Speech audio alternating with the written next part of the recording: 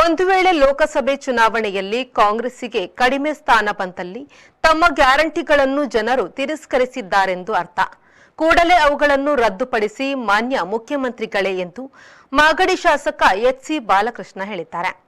ಮುಖ್ಯಮಂತ್ರಿ ಸಿದ್ದರಾಮಯ್ಯನವರಿಗೆ ಈ ಬಗೆಗೆ ಸ್ಪಷ್ಟವಾಗಿ ಹೇಳಿದ್ದೇನೆ. ಬಿಜೆಪಿಯವರು 28 ಸ್ಥಾನ ಕೂಡ ಗೆಲ್ಲುತ್ತೇವೆ ಎಂದಿದ್ದಾರಲ್ಲ ಎಂಬ ಪ್ರಶ್ನೆಗೆ ಶಾಸಕ ಬಾಲಕೃಷ್ಣ ಅವರು ಹಾಗೆ ಆಗುವುದಿಲ್ಲ.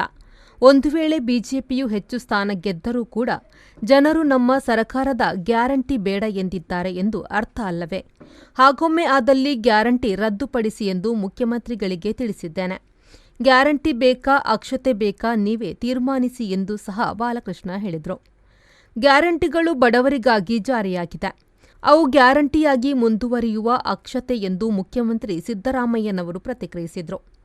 ಚುನಾವಣೆಗಾಗಿ ಗ್ಯಾರಂಟಿಯಲ್ಲ, ಅದು 5 ವರ್ಷ ಮುಂದುವರಿಯುತ್ತದೆ ಎಂದು ಉಪಮುಖ್ಯಮಂತ್ರಿ ಡಿಕೆ ಶಿವಕುಮಾರ್ ಅವರು ಅದಕ್ಕೆ ಸಮಜಾಯಿಷಿ ನೀಡಿದರು. Bureau report, V4 news, Magadi.